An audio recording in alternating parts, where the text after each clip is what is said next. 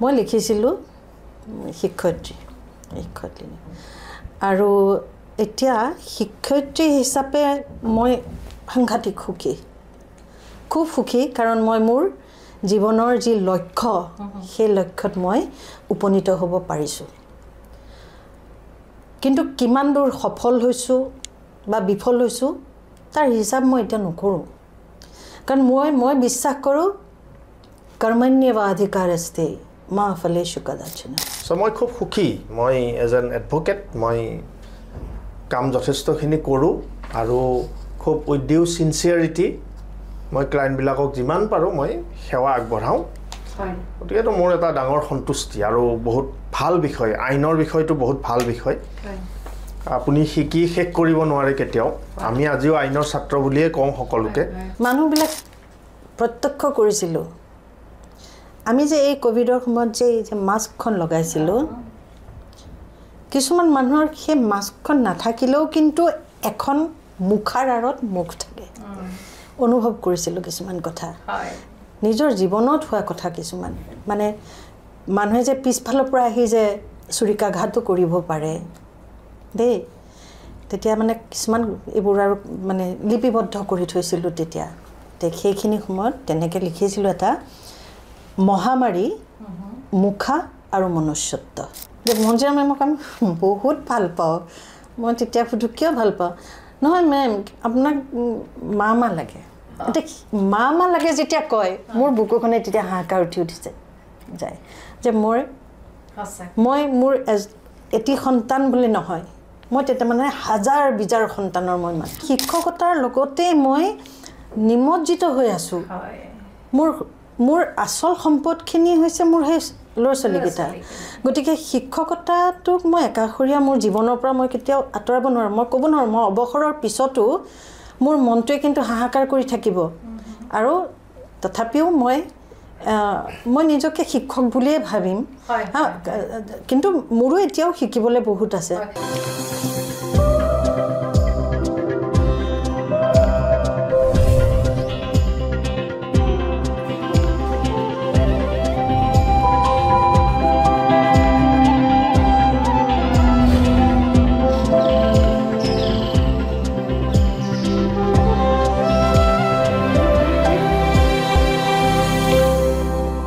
নমস্কাৰ দৰ্শকসকল স্বাগতম জনাইছো আপোনালোক সকলোকে অনুৰণনৰ মজিয়ালৈ আজি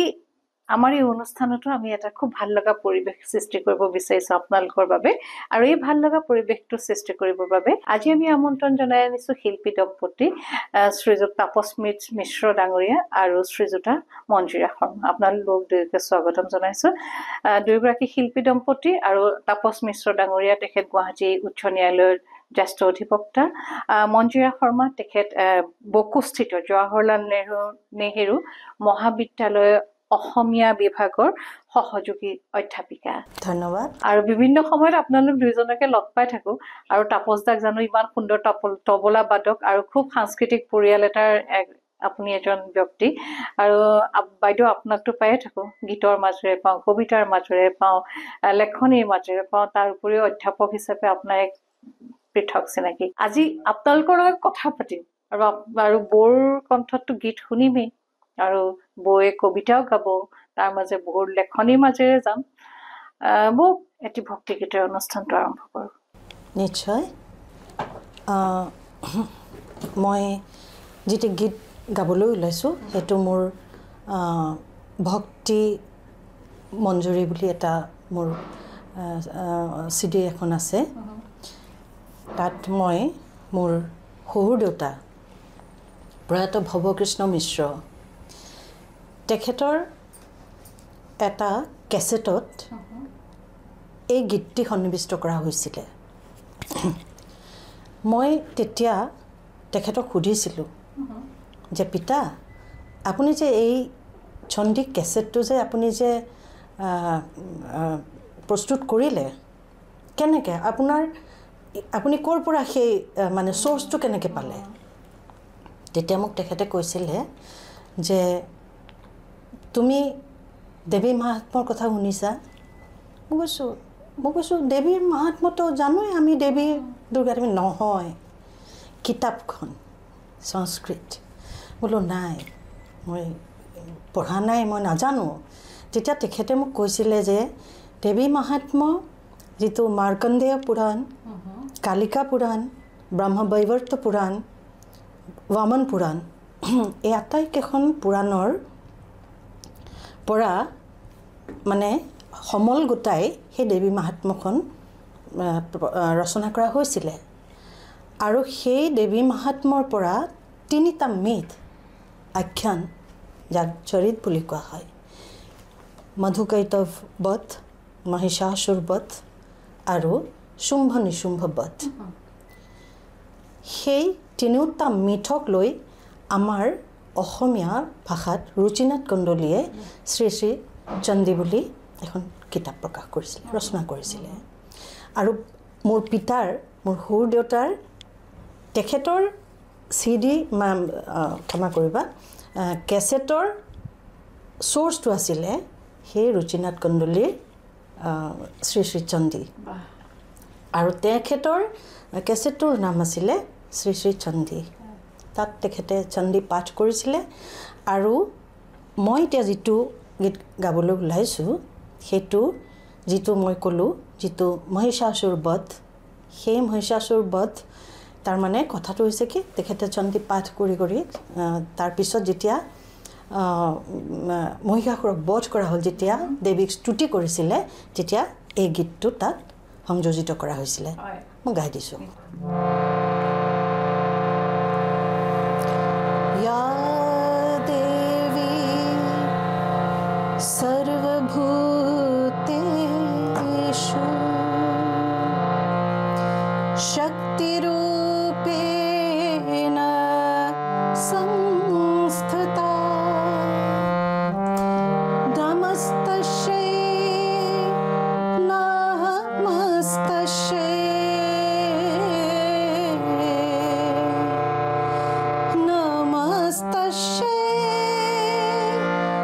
नमो नमः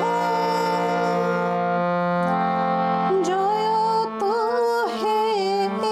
देवी जगत जननी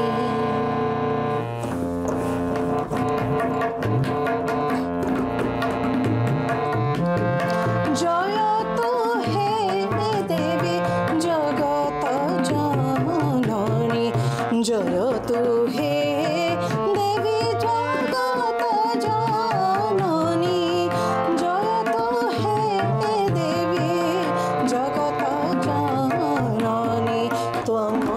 विनाशिनी अहुरनाशिनी जयतु हे देवी जगत जननी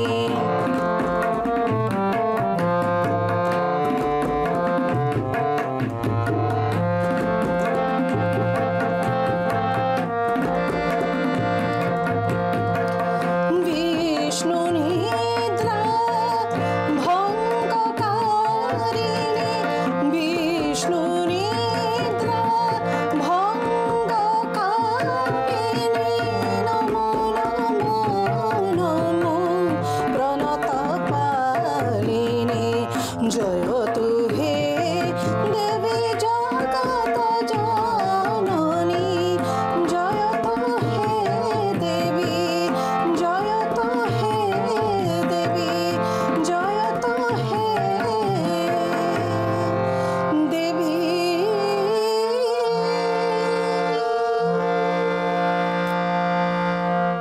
ইমান সুন্দৰ দুৰ্গা বন্দনা এটা আৰু তাৰ লগে লগে আপোনাৰ শহুৰ দেউতাৰ যি গৱেষণামূলক চিন্তা চৰ্চাই এই অডিঅ' কেছেটটো কৰিলে চণ্ডী পাঠ এইটো খুব গুৰুত্বপূৰ্ণ কথা কাৰণ তাপসদা আমি দুৰ্গোৎসৱ বুলি ক'লে চণ্ডী পাঠ আমাৰ বাবে খুব গুৰুত্বপূৰ্ণ আৰু দেশে চণ্ডী পাঠ কৰিব নোৱাৰে নহয় জানো হয় আৰু সেইখিনি সময়ত তাৰমানে সেই কেছেটটো শ্ৰোতা দৰ্শকে পাঠক মানে শ্ৰোতাসকলে বা খুব ভালকৈ আদৰি লৈছিলে মানে মই শুনিবলৈ পোৱা মতে মইতো তেতিয়া বিবাহ পাশত আবদ্ধ হোৱা নাই কিন্তু সেইখিনি সময়ত প্ৰত্যেকখন পূজা মণ্ডপত সেই কেছেট কেছেটখন বাজি আছিলে সেই পূজাৰ সময়ত মানে এটা সাংঘাতিক এটা আধ্যাত্মিক পৰিৱেশ সেই কেছেটখনে আনি দিয়া বুলি মই শুনিবলৈ পাইছোঁ আৰু এনেও আমি অনাতাঁৰ কেন্দ্ৰত পুৱাই যেতিয়া চণ্ডী পাঠ শুনো তেতিয়া আমাৰ মনটো পবিত্ৰ ভাৱ এটা হয় আৰু পূজা অনুভৱটো হয় এতিয়া দুইজনক মই এটা প্ৰশ্ন সুধিম আপোনাৰ শৈশৱ কৈশোৰ যোৰহাট আৰু আপোনাৰ পিতৃ ইতিমধ্যে বৌয়ে ক'লে ছাৰৰ নাম তেখেত যোৰহাট জগন্নাথ বৰুৱা মহাবিদ্যালয়ৰ সংস্কৃত বিভাগৰ অধ্যাপক আছিল আৰু শেষলৈ তেওঁ অধ্যক্ষ হিচাপে ৰিটায়াৰমেণ্ট ল'লে হয় সংস্কৃত সাহিত্যৰ প্ৰগাত পণ্ডিত আছিলে তেখেত আৰু আপোনালোকৰ জন্মসূত্ৰে আকৌ আপোনালোক বৰপেটা হয়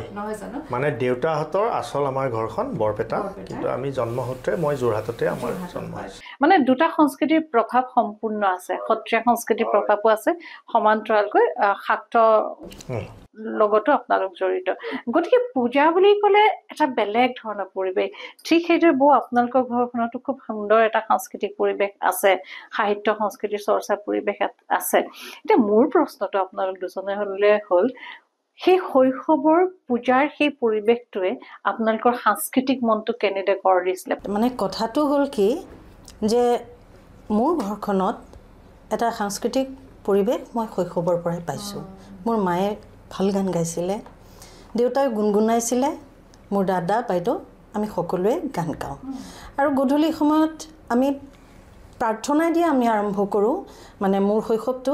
এটা দুটা ভজন শিকাইছিলে মোৰ দেউতাই ভজন গাইছিলোঁ ভজনৰ পিছত তেনেকৈ আমাৰ বৰগীত খুব ভালকৈ শিকিবলৈ নহ'ল তেতিয়া আনন্দমোহন ভাগৱতী তেখেত আমাৰ লগত খুব ঘনিষ্ঠ আছিলে আহিছিলে তেতিয়া বৰগীত দুই এটা গান শিকিছিলোঁ মানে গুণগুণাইছিলোঁ তেনেকৈ তাৰপিছত দুৰ্ভাগ্য তেখেতৰো দেহাৱসান হ'ল তাৰপিছত অনিমেষ দত্ত বোলা এজন কলিকতাৰ তেখেত আছিলে তেখেতৰ ওচৰত মই ভজন শিকিছিলোঁ আৰু যেতিয়া দুৰ্গোৎসৱ হয় দুৰ্গা পূজাৰ আগমন হয় তেতিয়া সেই অনিমেষ দত্ত তেখেতক মই অনিমেষ দা বুলিয়ে মাতিছিলোঁ ভজন শিকাইছিলে বহুত ভজন মানে দুৰ্গাৰ স্তুতি দুৰ্গাৰ বন্দনা তেনেকৈ আমি গাইছিলোঁ গতিকে তেনেদৰে আমাৰ ঘৰত সেই আমাৰ ঘৰত সাংস্কৃতিক পৰিৱেশটো গঢ় দিয়াৰ মূলতে হ'ল মোৰ পিতৃ মাতৃ আৰু লগতে মই অনিমেষ দাৰ যিখিনি অৱদান আমাৰ জীৱনত প্ৰভাৱ আছে বা সাংস্কৃতিক দিশত আমি যদি য'ত সামান্যও কিবা কৰিব পাৰিছোঁ তাত কিন্তু অনিমেষ দাৰ মানে অৱদান যথেষ্টখিনি আছে গতিকে দুৰ্গোৎসৱ হ'ব আমি তেনেকৈ ভজন শিকোঁ ভজন গাওঁ আৰু তেতিয়া আমাৰ ওচৰে পাজৰে আমাৰ মই লাচিত নগৰৰ ছোৱালী তেখেতে লাচিত নগৰত পূজা কালী মন্দিৰ এটা আছিলে তাত মানে পূজা হয় হয় সেই যিখিনি জেগাত প্ৰতিমা বনাই বুলি তুমি কৈছা তাৰ ওচৰতে এখন খুব ডাঙৰ ফিল্ড এখন আছিলে তাত এয়া মানে দুৰ্গা পূজা হয় আৰু আমাক এই সৰুৰ পৰাই আমি তাত ভজন পৰিৱেশন কৰোঁ ভজনহে বেলেগ নহয় চব মানে ভক্তিমূলক যিমান আছে সকলোবিলাক ভক্তিমূলক গীতৰ তাত মানে তাৰপিছত সেই পৰিৱেশটো খুব ভাল লাগে নহয় এই যে পূজা হৈ থাকে তাৰ সমান্তৰালকৈ দিনত বা সন্ধিয়া সময়ত এটা সাংস্কৃতিক সন্ধ্যা কিন্তু বৌয়ে কোৱাৰ দৰে তাত কিন্তু ভজনে গাইছিলে এনেধৰণে বহু শিল্পীৰ সৃষ্টি হয় কিন্তু দুৰ্গা পূজাৰ মণ্ডপৰ চৌহদৰ এই সাংস্কৃতিক মঞ্চখনৰ পৰা কিন্তু আজি সেই মঞ্চত কিন্তু প্ৰাদুৰ্ভাৱ ঘটিছে সেই প্ৰাদুৰ্ভাৱে আমাক কিছু মনত অশান্তি দিয়ে সেই কথা পাতিম তাৰপিছত আপোনাৰ কওকচোন পূজাৰ সেই অনুভৱটো পূজাৰ অনুভৱ বা সংগীতৰ যি অনুভৱ সেইটো ক'ব লাগিলে মোৰ যোৰহাটৰ ঘৰখন আৰু আমাৰ দেউতাহঁতৰ যি বৰপেটাৰ ঘৰ দুইখনতে আমি পালোঁ যোৰহাটৰ ঘৰত মানে মোৰ দেউতাই চৰত বজাইছিল আৰু ভায়লিন বজাইছিল আৰু অসমৰ বিভিন্ন ঠাইত তেখেতে যেনে শিৱসাগৰ ডিব্ৰুগড় এইবিলাক ঠাইত তেওঁ ষ্টেজ প্ৰগ্ৰেম কৰিছিলে কলেজত যেতিয়া কাম কৰি আছিলে তেতিয়া আৰু তেওঁৰ লগত মই প্ৰায়ে তবলা সংগত কৰিছিলোঁ বিভিন্ন ঠাইত গৈছিলোঁ এতিয়া শিৱসাগৰ ডিব্ৰুগড় এনেকুৱা ঠাইবিলাকত আমি প্ৰায়ে গৈছিলোঁ আমাক মাতিছিলে তো সেই এটা দেউতাহঁতৰ পৰা আমি যথেষ্টখিনি পালোঁ আকৌ দেউতাই তেওঁৰ হেৰিটো পালে বৰপেটাৰ আমাৰ ঘৰখন সংগীতৰে ঘৰ মিশ্ৰ পৰিয়াল সকলোৱে জানে বৰপেটাৰ মিশ্ৰ পৰিয়াল এই তেনেকৈ এতিয়া বৰপেটাত ধৰক আমাৰ খুৰা মোৰ বৰদেউতা গংগাধৰ মিশ্ৰ গীতা মন্দিৰত আছিল তেখেত এজন বিখ্যাত সংগীতজ্ঞ আছিল তেখেতে জলতৰংগও বজাইছিল অসমত জলতৰংগ বজোৱা মানুহ সেই সময়ত মাত্ৰ এজনেই আছিলে আৰু তেওঁ ভায়লিন বজাইছিল জলতৰংগ চৰোদ বজাইছিল ঠিক তেনেকৈ মোৰ খুৰাজনো বৰ অতি সোনকালে অলপতে তেখেতৰ দেহাৱসান হৈছে কিন্তু তেওঁ খুব ভাল সংগীতজ্ঞ আছিল আৰু আমাৰ বৰপেটা ঘৰখনতে বিভিন্নজন সংগীতজ্ঞৰ জন্মও হৈছিল তেওঁলোকে তাত শিক্ষা গ্ৰহণ কৰিছিল প্ৰথমতে মই ক'ব পাৰোঁ যে আমাৰ শ্ৰদ্ধাৰ শ্ৰীযুত আমাৰ প্ৰভাত শৰ্মা ডাঙৰীয়া তেখেত পৰলোক প্ৰাপ্তি ঘটিছে কিন্তু তেখেতে সৰুৰ পৰাই আমাৰ বৰপেটা ঘৰত গৈ পেলাই সংগীত শিকা বিশেষকৈ মোৰ খুৰাৰ ওচৰত তেখেতে শিকা তেনেকৈ বহুতখিনি পৰিৱেশ আমি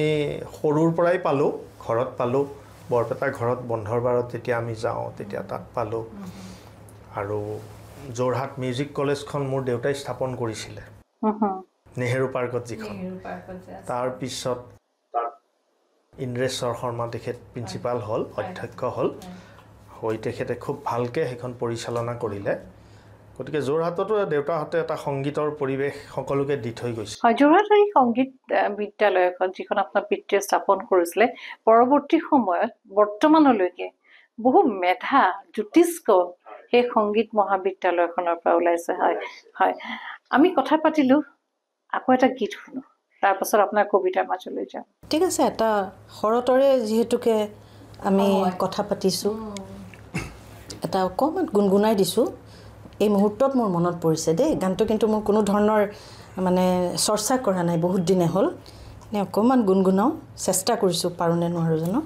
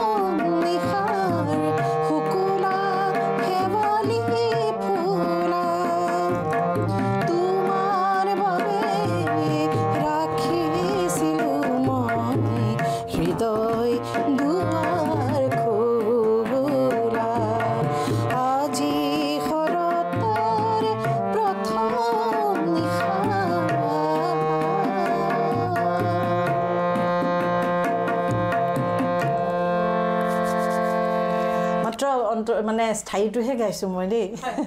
আপোনাৰ কবিতাৰ চৰ্চা কেতিয়াৰ পৰা কবিতাৰ চৰ্চা মানে কি মোৰ সাহিত্য বিষয়টো ভাল লাগে মই সৰুৰে পৰা মই বিভিন্ন মানে শিক্ষকতা অসমীয়া বিষয় মোৰ অসমীয়া আৰু মই দুই এটা কবিতা মই লিখিবলৈ সৰুতে চেষ্টা কৰিছিলোঁ সেইবিলাক কবিতা নাছিলে পদ্যৰ নিচিনা আছিলে ছন্দ মিলাই মিলাই কিছুমান লিখি থৈছিলোঁ সৰু সুৰা আৰু তেতিয়া স্কুলৰ আলোচনীবিলাকত প্ৰকাশ হৈছিলে তেনেকৈ তেতিয়া মোৰ শিক্ষয়িত্ৰী দেৱযানী দেৱী বাইদেউক মই এতিয়া স্মৰণ কৰিছোঁ বাইদেউ ক'ত আছে মই নাজানো এতিয়া বৰ্তমান আমাৰ যোগসূত্ৰ হেৰাই গৈছে কিন্তু বাইদেৱে মোক কৈছিলে যে তুমি লিখা মেলা কৰিবা মই তেতিয়া সৰু দেই বহুত সৰু তুমি লিখা মেলাবিলাক কৰিবা তুমি পাৰিবা তাৰপিছত মই মানে প্ৰাইমেৰী স্কুল গ'ল তাৰপিছত মই TC স্কুলত পঢ়িলোঁ তেতিয়াও মোক মোৰ শিক্ষাগুৰু সুমতি শৰ্মা বাইদেউ তেখেতে মোক কৈছিলে যে তেখেতে মোক মাতি নি পেলাই কোনো ৰুমত কৈছিলে যে তুমি কিবা লিখিছানে লিখিবা আছে মোক দেখুৱাবা তেনেকৈ মই কবিতা বনাই তেতিয়ালৈ মানে চাগে কবিতাৰ অকণমান মানে আহিছে আৰু কিন্তু মই এতিয়াও নকওঁ যে মই কবিতা লিখোঁ কাৰণ সিমানখিনি মোৰ হয়তো যোগ্যতা আছে যিকি নহওক কিন্তু আপুনি তেনেকৈ নক'লেও আপোনাৰ কবিতা এক বিশেষ স্বীকৃতি লাভ কৰিছে মানে কথা হ'ল কি এতিয়া এখন আমাৰ ইণ্ডিয়া বুক ৰেকৰ্ড তাতে আমাৰ এখন কবিতা আছিলে সহস্ৰ কবিৰ সহস্ৰ কবিতা তাত মোৰ এটা কবিতাই স্থান পাইছে সেই কিতাপখন যিখন ইণ্ডিয়া বুক ৰেকৰ্ডছত স্থান পাইছে গতিকে সেইটো মোৰ কাৰণে নিশ্চয় এটা সৌভাগ্য যিয়ে নহওক সেই অনুপ্ৰেৰণাতে সেই শিক্ষাগুৰুসকলৰ অনুপ্ৰেৰণা বা মোৰ বাকী যিসকল মোৰ শুভাকাংক্ষী আছে সকলোৱে মোক কৈছে লিখা মেলা কৰা আৰু মইতো মোৰ স্বামীৰ পৰা মই অনুপ্ৰেৰণা পাইছোঁৱেই লগতে মই আৰু এজনৰ নাম ক'ব লাগিব আমাৰ মহাবিদ্যালয়ৰ অধ্যক্ষ ডক্টৰ তপন দত্ত মোক সদায় কয় যে তুমি লিখা মেলাবিলাক কৰি থাকা এতিয়াও কয় দুদিন কিবা এটা নিলিখিলে কিবা এটা বাতৰি কাকতত প্ৰকাশ নহ'লে তেওঁ মোক এতিয়াও কয় কি হ'ল একো দেখোন ওলোৱা নাই কি হৈছে তেনেকুৱা মানে চৰ্চাটো আছেনে নাই আৰু এই যে কিতাপবিলাক যে প্ৰকাশ হৈছে তেখেতেই নিজে কৈছে লিখি থ'লে নহ'ব প্ৰকাশ কৰি হয় আপোনাৰ প্ৰকাশিত গ্ৰন্থ মই চাব বিচাৰিছোঁ আপুনি কবিতা এটা মনতে গুণগুণক আমি গ্ৰন্থকেইখন চাওঁ আৰু সেই দুখন হয় এখন খুব ভাল লগা কিতাপ কথা মালিতা মঞ্জুৰা শৰ্মাৰ এখন কিতাপ আৰু এই গ্ৰন্থখনত তেখেতৰ আমি কৈছিলে মঞ্জুৰা শৰ্মাই কবিতা ৰচনা কৰে বুলি এয়া মঞ্জুৰা শৰ্মা তেখেতৰ কথা মালিতা খুব সুন্দৰ কবিতাৰ এক সংগ্ৰহ বেটুপাতখনেই খুব ধুনীয়া আৰু যেহেতু তেখেত সংগীতৰ এগৰাকী শিল্পী আৰু সেইবাবে বেটুপাতত বিভিন্ন বাদ্যযন্ত্ৰসমূহ খুব সুন্দৰকৈ তেখেতে সজাইছে খুব ভাল লগা এখন কিতাপ কথা মালিতা আৰু এখন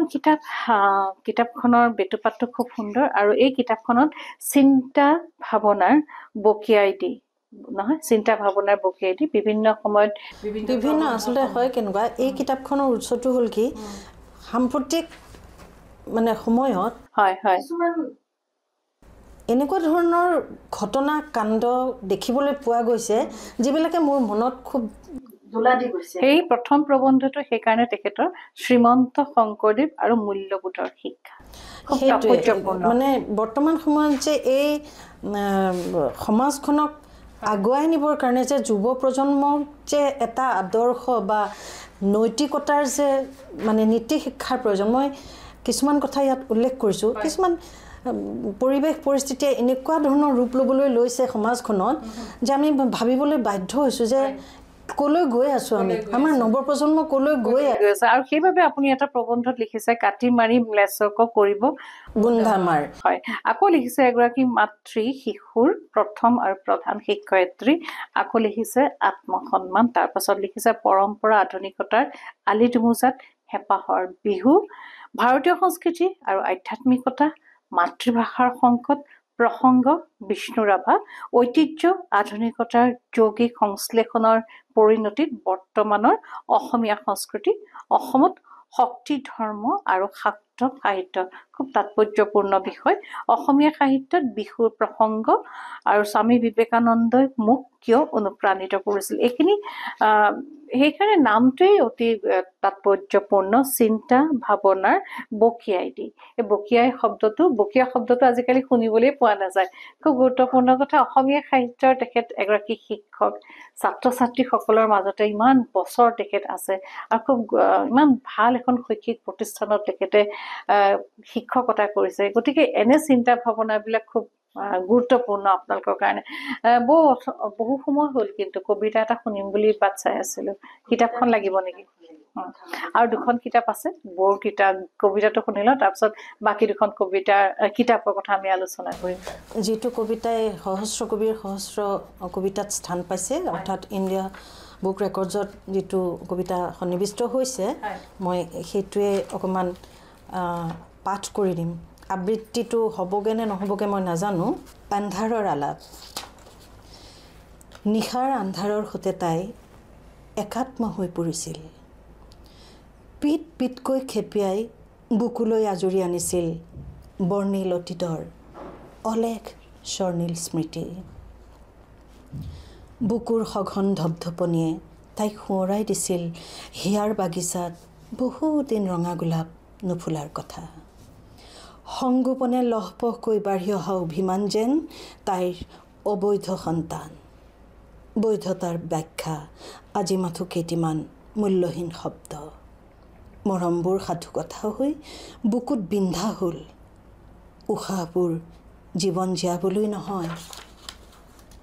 মাথো জীয়াই থকাৰ সঁজুলি হ'ল চকুলো যেন জীৱন মৰুৰ বালি তিয়াব নোৱাৰা এটুপি পানী হ'ল আৰু তাই যেন তাই নহয় প্ৰয়োজনত ব্যৱহৃত এটি সামগ্ৰীলৈ ৰূপান্তৰিত বাহ ইমান সুন্দৰ খুব সুন্দৰ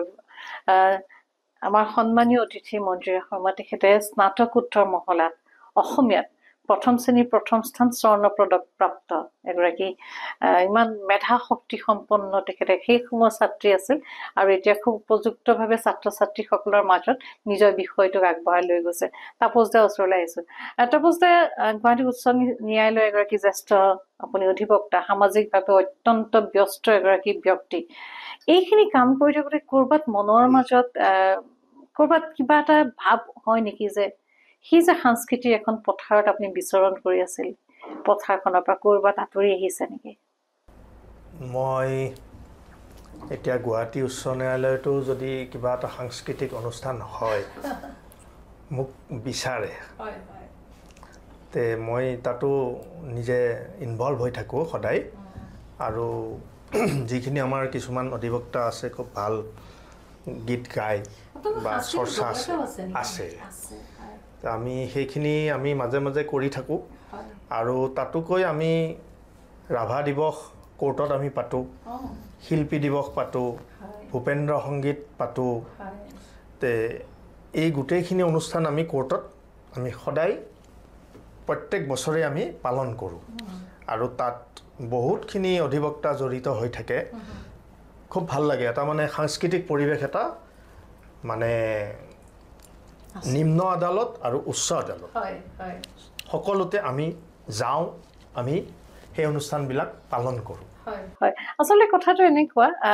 আপোনালোকৰ যিখন কৰ্মৰ পৃথিৱী অতি জটিল এখন কৰ্মৰ পৃথিৱী বিভিন্ন ধৰণৰ চিন্তা বিভিন্ন ধৰণৰ ঘটনা পৰিঘটনাৰ মাজত দৈনন্দিন আপোনালোক ব্যস্ত হৈ থাকে তাৰ মাজতে এটা মানসিক খোৰাক লাগে তাৰ মাজতে নিজে ভাল পোৱা কামখিনিৰে এটা পৰিৱেশ গঢ় দিবলৈ আপোনালোকে যে অধিবক্তাসকলে যে চেষ্টা কৰিছে সেয়া খুব ডাঙৰ কথা হয় তেতিয়াহ'লে শিল্পী দম্পতি আছে তাপসদা ইমান সুন্দৰকৈ তাবলা বজাই আপুনি তাবলাটো পুৰা পদ্ধতিগত শিক্ষা গ্ৰহণ কৰিছে হয় হয় হয় মই বিশাৰদ কৰা বুলি যিটো কয় বিশাৰদ কৰিছোঁ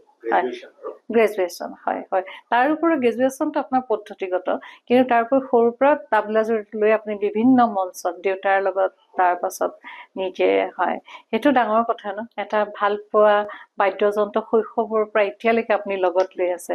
বৌ সাজু এটা গানৰ কাৰণে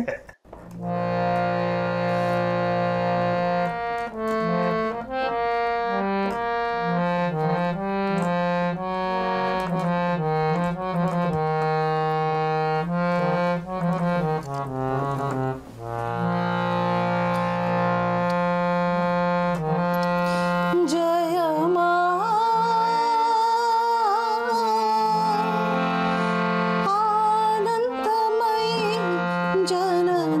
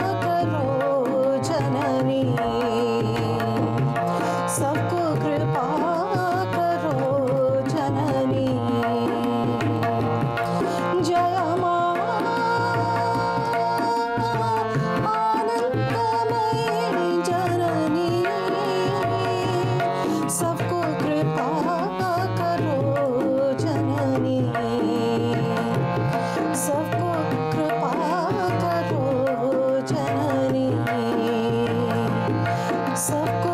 कृपा करो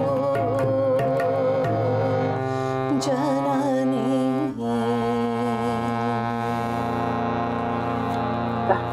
অতি সুন্দৰ। আপোনাৰ শৈশৱৰ পৰাতো সংগীত আছে,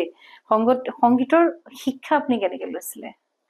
মই ক'লোঁ যে এই অনিমেষ দত্ত তেখেতৰ লগত মই এনেদৰেই আচলতে মই এটা কথা কওঁ দেই এইখিনিতে, মোৰ সংগীতৰ যিটো আনুষ্ঠানিক যিটো শিক্ষা সেইটো কিন্তু মোৰ নাই। মই অনিমেষ দাৰ লগতে গীত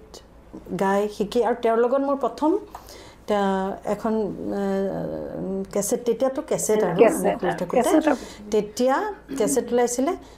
তাত হেৰি আছিল তোমাৰ সাই বাবাৰ ভজন আছিলে, বাবাৰ ভজন আছিলে, সেয়া গ'ল। তাৰপিছত আকৌ অফাৰিং বুলি দুটা, অফাৰিং ভলিউম 1 ভলিউম 2, সেয়াও সাই ভজনে আছিলে। মোৰ দাদা ৰূপক শৰ্মা, তেওঁ, মই, আমি আৰু তাত তৰালিও আছিলে। তৰালি তেতিয়া সৰু, আমিও সৰু, তেতিয়া আমি সেইখন তেনেকৈ সাই ভজনৰ কেছেট ওলাইছিলে, য'ত অনিৰুদ্ধ বৰুৱাই মিউজিক ডিৰেকশ্যন কৰিছিলে। আৰু গতিকে তেনেদৰে আচলতে ঘৰুৱাভাৱেই মই আচলতে শিকিছোঁ। কিন্তু এটা তাৰ মাজত তাতে কথা হ'ল কি, অনিমেষ দাৰ যেতিয়া মৃত্যু হ'ল তেখেতৰ, তাৰপিছত মোৰ আৰু মানে একোৱে মন নোযোৱা, মানে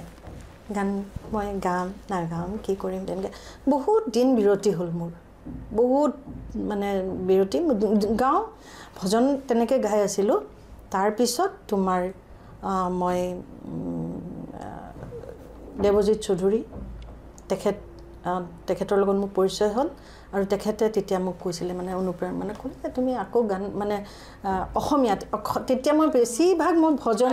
মানে ভজনকেই গাই আছিলোঁ। য'তে মই ক'ৰবাত যদি কেতিয়াবা গান গাইছোঁ, সেই ভজন গাবলৈহে মোক মাতে তাৰমানে।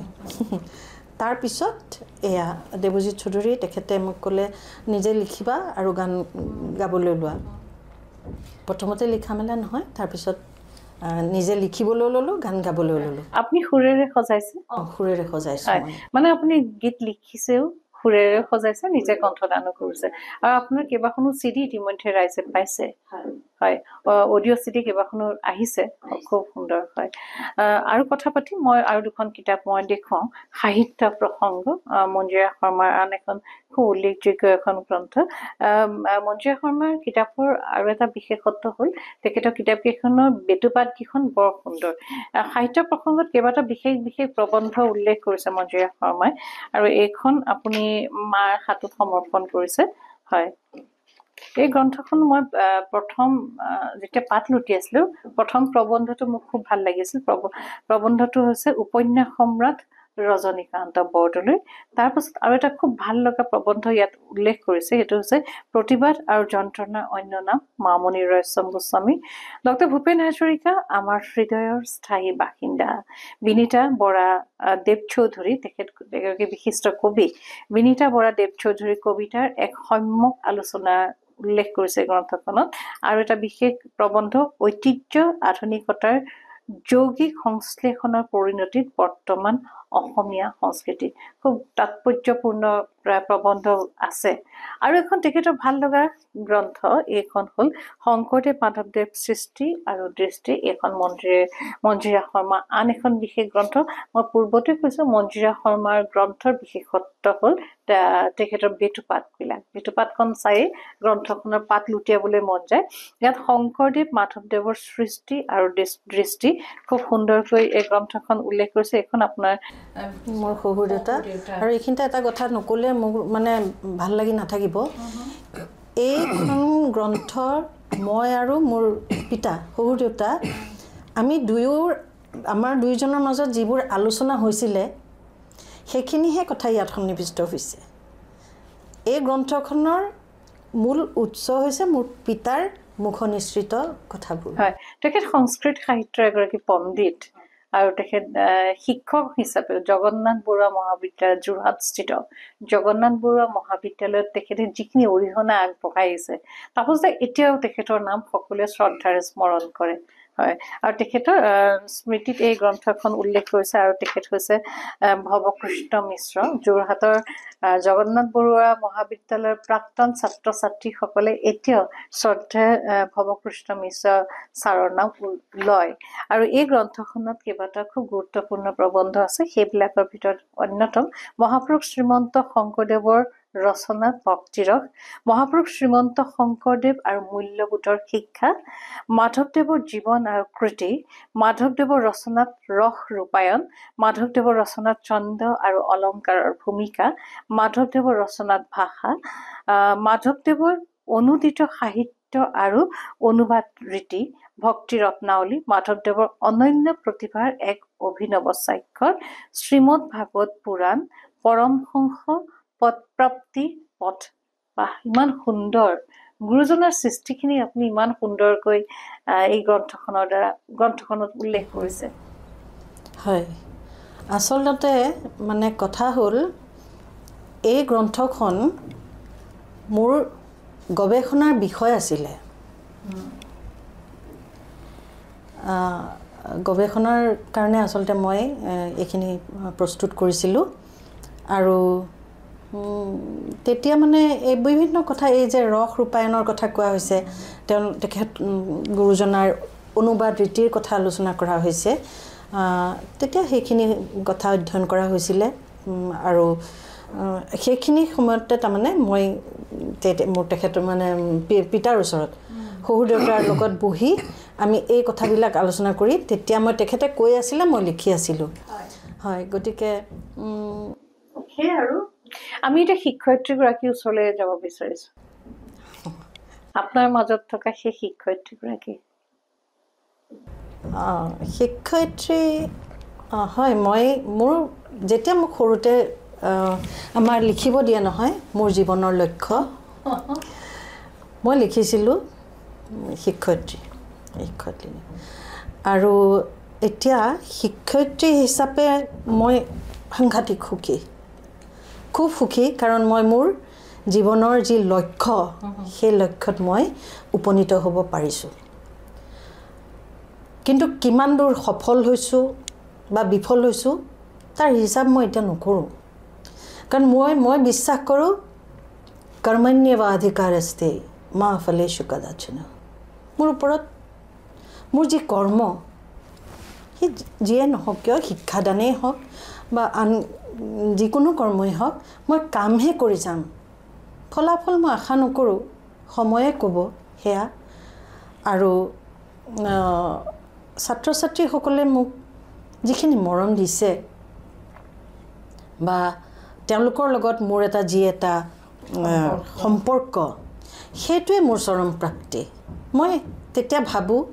যে নিশ্চয় মই কিবা অকণমান হ'লেও তেওঁলোকৰ মনত ঠাই অধিকাৰ কৰিব পাৰিছোঁ কাৰণ নহ'লে মই তেওঁলোকৰ পৰা এনেকুৱা ধৰণৰ মৰম বা লগে লগে তেওঁলোকৰ যিখিনি মোৰ লগত আবদাৰ হয় যিখিনি কেতিয়াবা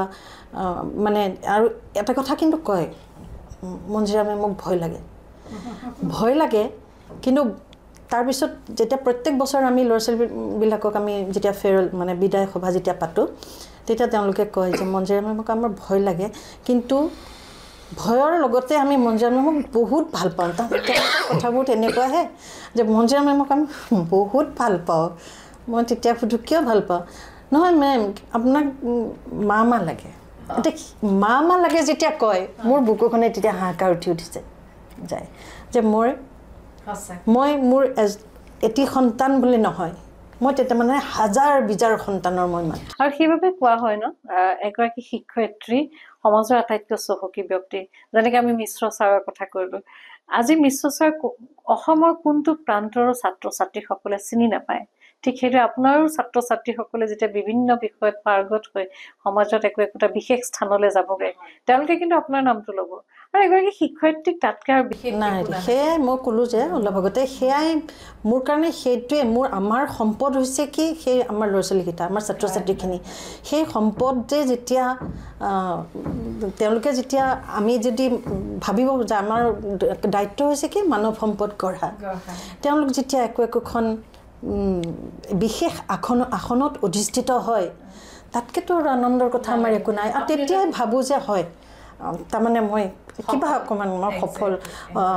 হৈছোঁ নেকি তেনেকৈ ভাবোঁ আৰু এটা কবিতা আপুনি প্ৰস্তুত উলিয়াওক আমি আপোনাৰ কবিতা শুনিম তাপস দা আপোনাৰ কথা কওকচোন অকণমান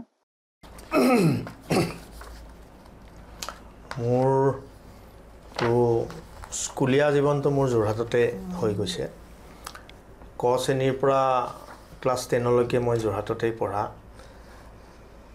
তাৰপিছত মেট্ৰিক পাছ কৰি কটন কলেজত ছায়েন্সত এডমিশ্যন ল'লোঁ তাৰপিছত মই এটা পোষ্ট গ্ৰেজুৱেট ডিপ্ল'মা কৰিলোঁ কোৰ্চ এটা আফটাৰ গ্ৰেজুৱেশ্যন আৰু গ্ৰেজুৱেশ্যন হোৱাৰ পিছত তাৰপিছত মই বিভিন্ন ধৰণৰ চাকৰিত সোমালোঁ প্ৰাইভেট জব কিছুমানত সোমালোঁ সেই এটা অভিজ্ঞতা তো প্ৰাইভেট জবত সোমাই অলপ পলমকৈ মই LLB কৰিলোঁ মানে দেউতাই মোক কৈছিল যে তই ল পঢ়াৰ কাৰণে কোনো ধৰণৰ বয়সৰ কথা নাই সময়ৰ কথা নাই তই ভালকৈ ল পঢ় পাৰিবি গতিকে সেই দেউতাৰ পৰামৰ্শ মতে মই অলপ পলমকৈ হ'লেও আইনত এডমিশ্যন ল'লোঁ লৈ পেলাই মই সুখ্যাতিৰে পাছ কৰিলোঁ কৰি মই গুৱাহাটী উচ্চ ন্যায়ালয়ত জইন কৰিলোঁ আৰু এজন এডভকেট আৰু প্ৰথম জইন কৰি প্ৰথম 5 বছৰটো বহুতখিনি কষ্ট কৰিলোঁ কাৰণ এজন এডভকেট হিচাপে প্ৰতিষ্ঠা লাভ কৰিবৰ কাৰণে প্ৰথম 5-10 বছৰ বহুতখিনি পৰিশ্ৰম কৰিব লাগে তো পৰিশ্ৰম কৰিলোঁ কৰাৰ পিছত মই মাজতে অৱশ্যে এটা চৰকাৰী পোষ্ট এটাতো মই থাকিলোঁ গুৱাহাটী হাইকোৰ্টত এইটো পাব্লিক প্ৰচিকিউটৰ বুলি কয় তেনেকৈ মই তাত 5 বছৰ চৰকাৰী হেৰিত থাকিলোঁ তাৰপিছত বৰ্তমান অৱশ্যে মোৰ প্ৰেক্টিছটো মোৰ এইটো নিজৰ প্ৰাইভেট প্ৰেক্টিছ চ' মই খুব সুখী মই এজ এন এডভকেট মই কাম যথেষ্টখিনি কৰোঁ আৰু খুব উইথ ডিউ চিনচিয়াৰিটি মই ক্লায়েণ্টবিলাকক যিমান পাৰোঁ মই সেৱা আগবঢ়াওঁ গতিকেতো মোৰ এটা ডাঙৰ সন্তুষ্টি আৰু বহুত ভাল বিষয় আইনৰ বিষয়টো বহুত ভাল বিষয় আপুনি শিকি শেষ কৰিব নোৱাৰে কেতিয়াও আমি আজিও আইনৰ ছাত্ৰ বুলিয়ে কওঁ সকলোকে যে আমি আইন শিকি আছোঁ প্ৰতিটো বিষয়তে বিভিন্ন দফা বহুত কঠিন না আচলতে কি হয় প্ৰত্যেকটো বিষয়তে আপুনি যদি এটা স্পেচিয়েলাইজেশ্যন কৰিব খোজে সায়েন্স হওক আৰ্টছ হওক কমাৰ্চ হওক ল হওক মেডিকেল হওক ইঞ্জিনিয়াৰিং হওক সবতে সমানেই কিন্তু মানে পুংখানুপুংখ শব্দটো যথেষ্ট জটিল শব্দ এটা অসমীয়া বাইদেউ পঢ়ি আছে আমি বেছি অসমীয়া শব্দ নকওঁ গতিকে আমাৰ বাইদেউ এটা সুন্দৰ কবিতা আমাক পাঠ কৰি শুনাব এই কবিতাটো কোভিড পিৰিয়ডত লিখা আছে কৰোণাৰ সময়ত আৰু তেতিয়াতো বহুত সময় পাওঁ নহয় বহুত কথা ভাবিবলৈও সময় থাকে মানুহবিলাক প্ৰত্যক্ষ কৰিছিলোঁ আমি যে এই কোভিডৰ সময়ত যে মাস্কখন লগাইছিলোঁ কিছুমান মানুহৰ সেই মাস্কখন নাথাকিলেও কিন্তু এখন মুখাৰ আঁৰত মুখ থাকে অনুভৱ কৰিছিলোঁ কিছুমান কথা নিজৰ জীৱনত হোৱা কথা কিছুমান মানে মানুহে যে পিছফালৰ পৰা আহি যে চুৰিকাঘাতো কৰিব পাৰে দেই তেতিয়া মানে কিছুমান এইবোৰ আৰু মানে লিপিবদ্ধ কৰি থৈছিলোঁ তেতিয়া সেইখিনি সময়ত তেনেকৈ লিখিছিলোঁ এটা মহামাৰী মুখা আৰু মনুষ্যত্ব সকলো দুৱাৰ ৰুদ্ধ হৃদয় দুৱাৰত নিকপকপীয়া তলাবন্ধ স্পৰ্শানুভূতিৰ সুখ কল্পনাতীত কবিৰ কল্পনাৰ আইতাৰ জধলা চুমাও আজি কিংবদন্তি মুখাৰ আঁৰত থকা মুখবোৰে হাঁহিলেও ধৰিব নোৱাৰি যিদৰে সুন্দৰ মুখৰ আঁৰৰ ক'লা মনবোৰত কিলবিলাই থকা পোকবোৰে দংশন নকৰালৈকে বিষাক্ত বুলি চিনিবই নোৱাৰি এৰা মহামাৰীয়ে আজি মুখা পিন্ধাইছে সকলোৱে দেখিছে এয়াই যেন স্বাভাৱিক কিন্তু আৰু এখন মুখা আছে কোনেও নেদেখে সেইখন মুখাৰ আঁৰত প্ৰকৃত মুখখন লৈ মনুষ্যত্বক হত্যা কৰি অহা হৈছে সময়ে সময়ে তেতিয়াই যেন প্ৰতিধ্বনিত হয় কালজয়ী গীতৰ সেই বাণী মানুহ যদি মানুহৰে হয় অন্তৰায় তেনে দূৰতে থাকক খ্যাতি আৰু মিছা ব্যৱসায়। অতি সুন্দৰ, খুব ভাল লাগিলে। আপোনাৰ কবিতাৰ সৃষ্টি সঁচাকৈ মানে খুব ভাল লাগিছে। প্ৰবন্ধবিলাকো আপুনি খুব তত্ত্বগধুৰ বিষয় লৈ আপুনি প্ৰবন্ধ লিখিছে আৰু ইতিমধ্যে গীতি সাহিত্যত যথেষ্টখিনি আপুনি আগবাঢ়ি গৈছে। আমি যদি আকৌ এবাৰ সুধোঁ, শিক্ষকতা আপোনাৰ প্ৰথম প্ৰেম, শিক্ষকতা আপোনাৰ পেচা, আপোনাৰ নিচা, যেনেকৈ তাপস দাই ক'লে যে তেখেতে ওকালতি কৰি খুব ভাল পায়, এই শিক্ষকতাক একাষৰীয়াকৈ কৰি আপুনি জীৱনটোক কেনেকৈ উপলব্ধি কৰি আৰু উপভোগ কৰি ভাল পায়? শিক্ষকতাক একাষৰীয়া কৰি থৈ, কিন্তু মোৰ শিক্ষকতাটোৱে মোৰ হবি তাৰমানে। গতিকে শিক্ষকতাক মই একাষৰীয়া, যদি তুমি বেয়া নোপোৱা, মই একাষৰীয়া নকৰি জীৱনটো, সেই কথাটোৱে গুৰুত্বপূৰ্ণ। শিক্ষকতাক একাষৰীয়া কৰি আপুনি জীৱনটো উপভোগ কৰিব নোৱাৰে। উপভোগ কৰিব নোৱাৰোঁ, কাৰণ শিক্ষকতাৰ লগতে মই নিমজ্জিত হৈ আছোঁ। মোৰ আচল সম্পদখিনি হৈছে মোৰ সেই ল'ৰা ছোৱালীকেইটা। গতিকে শিক্ষকতাটোক মই একাষৰীয়া মোৰ জীৱনৰ পৰা মই কেতিয়াও আঁতৰাব নোৱাৰোঁ। মই ক'ব নোৱাৰোঁ, মই অৱসৰৰ পিছতো মোৰ মনটোৱে কিন্তু হাহাকাৰ কৰি থাকিব। আৰু তথাপিও মই নিজকে শিক্ষক বুলিয়ে ভাবিম। কিন্তু মোৰো এতিয়াও শিকিবলৈ বহুত আছে। কিন্তু তথাপি মই তোমাৰ প্ৰশ্নটোৰ উত্তৰ দিওঁ যে শিক্ষকতাক লগত লৈও মই জীৱনটো উপভোগ কেনেকৈ কৰিছোঁ জানিছানে? এই যে কিতাপ লিখিছোঁ, অকণমান সময় উলিয়াই কিতাপত মোৰ মনত দোলা দি থকা ভাৱবিলাক যে মই লিপিবদ্ধ কৰিছোঁ, সেয়া যে প্ৰকাশ হৈছে, সেইটো মোৰ কাৰণে এটা উপভোগৰ উৎস, হয়নে? সেইটো মই যে অকণমান সময় কৰি এটা গান গাইছোঁ, মোৰ মানুহজনৰ লগত বহিছোঁ, তেওঁৰ লগত বহি মই অকণমান সময়, বেলেগ নহয়, গানকে গাইছোঁ। মোৰ এজনী ছোৱালী, ঈশ্বৰৰ কৃপাত তাইৰো এটা ঈশ্বৰ প্ৰদত্ত কণ্ঠ আছে বুলি মই ভাবোঁ, মানে মই নিজে কৈছোঁ। আৰু যেতিয়া আমি তিনিওজনে বহোঁ, তেতিয়া মই মানে মই ভাবোঁ যে বেলেগ স্বৰ্গ নালাগে আৰু এইখনেই মোৰ কাৰণে স্বৰ্গ। গতিকে সেই সময়খিনি সেয়া মোৰ কাৰণে এটা মোৰ মানে উপভোগৰ মাধ্যম, মোৰ জীৱনটোক উপভোগ কৰাৰ। তাৰপাছত সেই অধিবক্তা হিচাপে জটিল বিষয়বিলাক চিন্তা চৰ্চা কৰাৰ পাছত আৰু সামাজিকভাৱে আপুনি অত্যন্ত আগ্ৰহী এজন দায়বদ্ধ ব্যক্তি, তাৰপাছত মনৰ অৱসাদখিনি দূৰ কৰিবলৈ সংগীতে নিশ্চয় এটা মাধ্যম। হয় হয়, ঠিক। সংগীতেই এটা নিজৰ কাৰণে হ'লেও খুব প্ৰয়োজন। মানে আমিতো আৰু প্ৰফেশ্যনেল নহয়, কিন্তু নিজৰ কাৰণেই সংগীতটো লাগে, বা পৰিয়ালৰ কাৰণে বা সমাজকো কিবা অলপ দিব পাৰোঁ বুলি ভাবোঁ। আৰু তেনেকৈ বহুতখিনি সন্তুষ্টি পাওঁ আৰু সংগীতৰ মাজেদি। কিন্তু সেইখিনিতে এটা কথা কওঁ, মানে সময় উলিয়াবলৈও কেতিয়াবা মানে অকণমান নাটনি হৈ যায়, আৰু সেইকাৰণে মই মানে ক্ষমা আগতেই বিচাৰিছোঁ, শেষ কৰাৰ আগতে, যে মই কিন্তু যিমানখিনি সুন্দৰভাৱে আপোনালোকৰ আগত পৰিৱেশন কৰিব লাগিছিল, সেয়া কিন্তু মই কৰিব পৰা নাই, কাৰণ মোৰ চৰ্চা একেবাৰে নাই। একো নাই, আপুনি খুব ভাল হৈছে। আচলতে এই অনানুষ্ঠানিক এক বাৰ্তালাপ, অত্যন্ত ব্যস্ত আপোনালোক দুয়োজন শিল্পী দম্পতি, এগৰাকী গুৱাহাটী উচ্চ ন্যায়ালয়ৰ জ্যেষ্ঠ অধিবক্তা, আনগৰাকী মহাবিদ্যালয়ৰ সহযোগী অধ্যাপক, দুয়োগৰাকী খুব ধুনীয়াকৈ আমাক এই অনুষ্ঠানটো আপোনালোকলৈ আগবঢ়াবলৈ আমাৰ আমন্ত্ৰণ ৰক্ষা কৰি ষ্টুডিঅ'লৈ আহিলে। পুনৰবাৰ দুয়োগৰাকীয়ে ধন্যবাদ জনাইছোঁ।